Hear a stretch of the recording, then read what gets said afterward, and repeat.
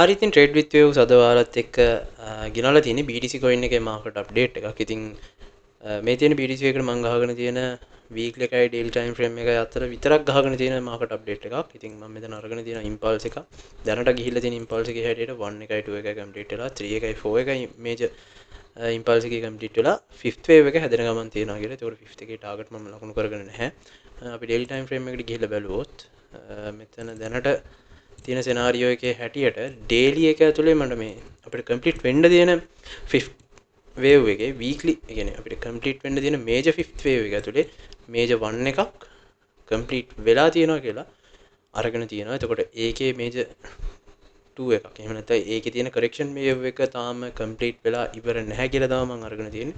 එතකොට මම මේ කම්ප්ලීට් වෙලා නැති wave එක ඇතුලේ අරගෙන තියෙනවා range in correction එකක්. ඒ කියන්නේ WXY විදියට combination correction pattern එකක් මම අරගෙන තියෙනවා. එතකොට අපිට බලා ගන්න පුළුවන් මේ combination correction pattern එකේ W wave එක ඇතුලේ මේ විදියට flat එකකුත් Y එක ඇතුලේ මේ විදියට zigzag එකකුත් ආය complete වෙලා නැති triangle pattern එකක් මම මෙතනදී බලාපොරොත්තු වෙමින් ඉන්නේ.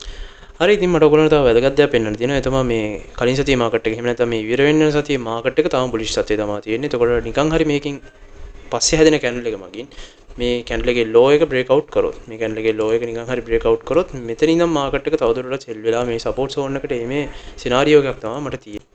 හරි ඉතින් මම කලින් කිව්වා කැන්ඩල් බ්‍රේක් අවුට් එකක මාකට් එක තවදුරටත් සෙල් වුණොත් එහෙනම් අපි මේ හිටපු WXY combination correction pattern එකේ අන්තිමට හැදෙන්න තිබ්බ triangle scenario එකෙන් අපිට සම්පූර්ණයෙන් ඉවත් වෙන්න වෙනවා. ඒතර ඒකෙන් ඉවත් වුණාට පස්සේ අපිට මෙතනදී ලැබෙන්නේ තවදුරටත් සෙල් වීමක් බලාපොරොත්තු වෙමින් හිටපු impulse wave එකක්. එතකොට ඒ impulse wave එක මේ විදිහට අපිට ලකුණු කරගන්න පුළුවන්. මෙතනදී complete වෙලා නැති 4th wave එකක් හා 5th wave එකක් තමයි අපි මෙතනදී අරන් තියෙන්නේ. එතකොට මම මේ major WXY pattern එක අයින් කරගෙන මෙතන සම්පූර්ණ flat scenario එකකට මම යනවා. එතකොට සම්පූර්ණ flat scenario එකක තාම C wave එක incomplete වෙච්ච flat scenario එකකට තමයි යන්නේ. එතකොට මෙයාගේ මේ වැටෙන විදිය අනුව අපිට මෙතනදී හිතන්න පුළුවන් මෙයා A1 flat එකේ මෙන්න මෙතන පොයින්ට් එක ඕවර්ටේක් කරොත් නිකන් හරි මේ වැටෙන එක අපිට එක්ස්පෑන්ඩින් ෆ්ලැට් එකක් විදිහට ගන්නත් පුළුවන්. ඒතකොට ඒකේ ටාගට් අපිට ලකුණු කරගත්තොත් තවදුරටත් ලොකු සෙල් වීමක් බලාපොරොත්තු වෙමින් ඉන්න පුළුවන් වෙනවා. එහෙම නැත්තම් අපි මෙතනදී බලාපොරොත්තු වෙන්න පුළුවන් තව රනින් ෆ්ලැට් එකක්. එතකොට දැනටත් ඔයගොල්ලන්ට පේනවා ඉතින් මෙතන කොමන් ටාගට් විදිහට අපිට ලකුණු කරගෙන තියෙනවා අපි ෆ්ලැට් එකක ෆ්ලැට් එකේ ටාගට් එක අපි ලකුණු කරගෙන තියෙනවා එක්ස්පෑන්ඩින් ෆ්ලැට් එකක් හැදුනොත් එහෙනම් එතකොට මම බලාගෙන ඉන්නවා මෙන්න මේ 1.618 කියන most common ටාගට් එකට එක්ස්පෑන්ඩින් ෆ්ලැට් එකක් හැදුනොත් එන්න පුළුවන් කියලා. එතකොට නිකන් හරි එක්ස්පෑන්ඩින් ෆ්ලැට් එකක් උනේ නැත්තම් මෙතනදී හැදෙන්නේ කෙලින්ම රනින් ෆ්ලැට් එකක්. එතකොට රනින් ෆ්ලැට් එකක් සාමාන්‍යයෙන් A එක ඕවර්ටේක් කරන්නේ නැහැ. එතකොට A එකේ ලෝ එකට උඩින් පවතින විදිහට තමයි මේ 5th wave එක ඉවර වෙන්න ඕනේ.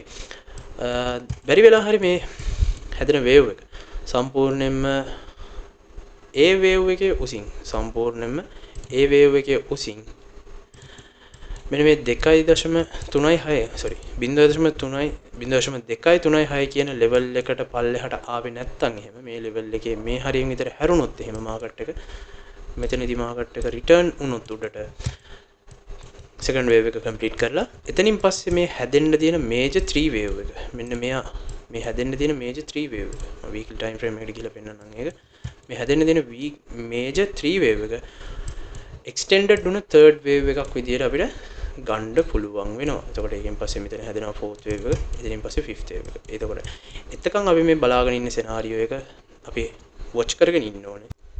ඉතින් රැල්ලට ගහගෙන යන්නේ නැතුව ගැම්මට රැල්ලට ට්‍රේඩ් කරන්න trade with waves අපිව YouTube එකේ subscribe කරලා Facebook එකේ follow කරලා අපේ Telegram channel එකට join වෙලා තියාගන්න.